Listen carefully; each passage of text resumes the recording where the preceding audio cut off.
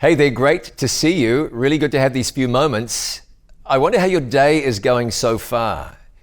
Looking into the future, I wonder what your day is going to turn out like. Maybe you have a fair idea of that right now, maybe you don't.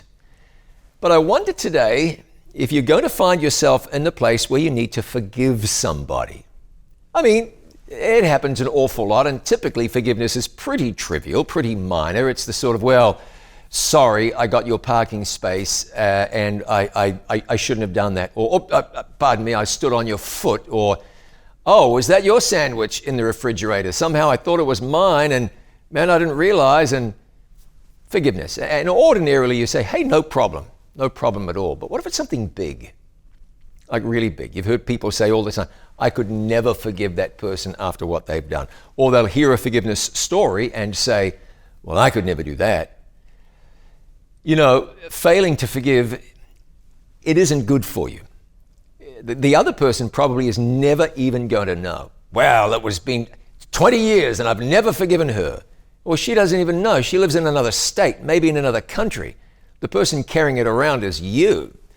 Forgiveness is really important. As a matter of fact, Jesus said we shouldn't even anticipate going to heaven if we choose not to forgive people. That's really heavy.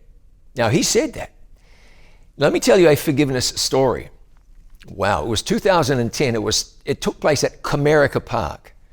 It's where the Detroit Tigers call home. The Detroit Tigers are a baseball team. In baseball, there's such a thing known as a perfect game. And that is when the pitcher stays out there all the innings, all 9 innings, and pitches and not a single batter makes it to first base. It's a perfect game. Now, they may hit the ball, maybe it gets fielded and thrown to first and they're run out, or it may hit to the outfield and there's a catch made. So they may hit it, but the batter never advances to first base. I mean, not many pitchers have done that. At the time, only 20 pitchers had. There was a 28-year-old baseball player. His name was Armando Galarraga. Galarraga was a pitcher. And there he was on the mound. He strode out there at the beginning of the game, pitched in the first innings, 3 up, 3 down. No one made it to first base. And that happens pretty well routinely. But then it happened in the second innings and the third and the fourth. And by the time a guy gets to the fourth innings and no one's made it to first base, people are starting to wonder, could we have a perfect game on here? Well, once you get through the fourth and the fifth, you've only got innings 6, 7, 8, and 9. That's more than half the game pitched already. That pitcher is staying. He hasn't pitched an awful lot of balls, so his arm is in good shape, and no manager is going to take him out the game when there's a perfect game on the line.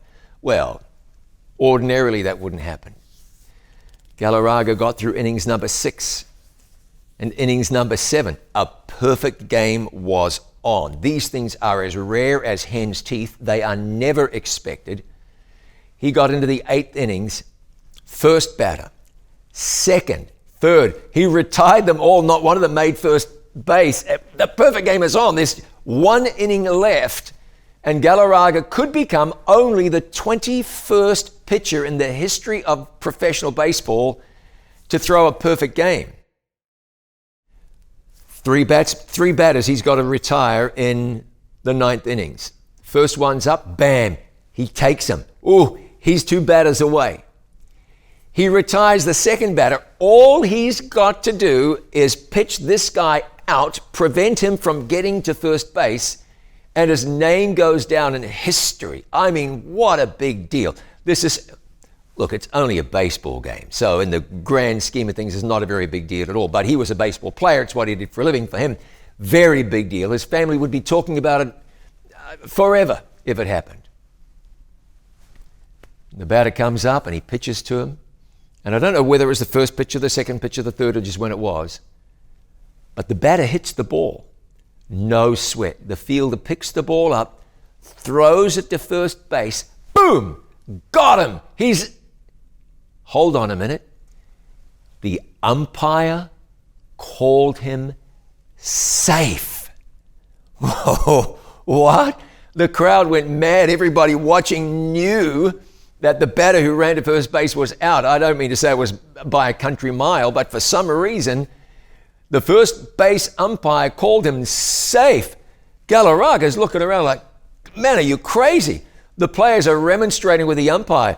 the batter, he's standing on first. He's not volunteering to head back to the dugout. You don't do that.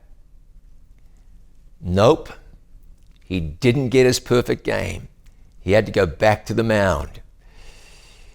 So what did he do? Instead of having a temper tantrum like some sports people would, he took the ball and pitched and retired the 28th batter.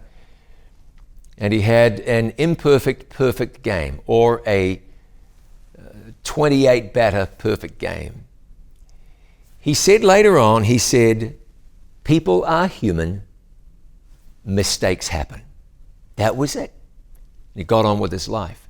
Now, the umpire who called this guy safe when he was out, he cried, he apologized, he realized he'd made a mistake, but there was no winding it back.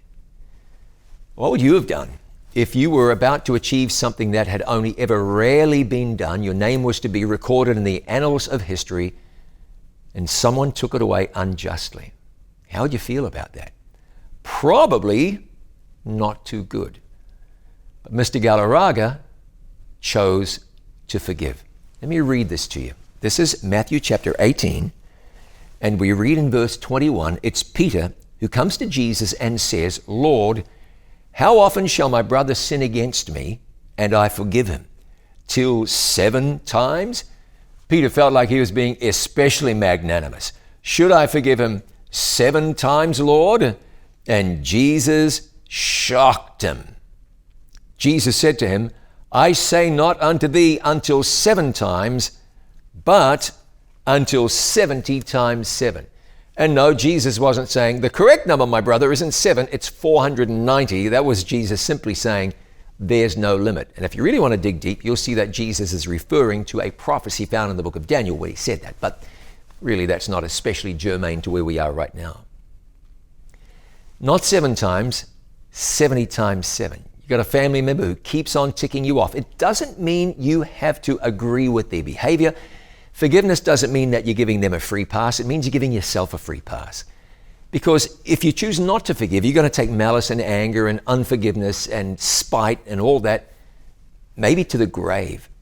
It's going to influence you. It's going to mold your thinking and mold your life. You know, today, there's a good chance somebody's going to do something to you that requires forgiveness. Or, let me make it more personal. It's very likely that right there in the back of your mind, or now maybe after this, at the front of your mind, there's cognizance that there's some forgiveness that really needs to take place. Could be a spouse, a child, a parent, a neighbor. Could be a teacher from high school. Could be an old boyfriend or an old girlfriend, an ex-spouse. But if forgiveness is required, you know what to do. No, it doesn't justify their behavior, doesn't condone their behavior, doesn't let them off the hook, like I said, lets you off the hook. Forgiveness is God's way. It's what Jesus modeled and what Jesus encouraged.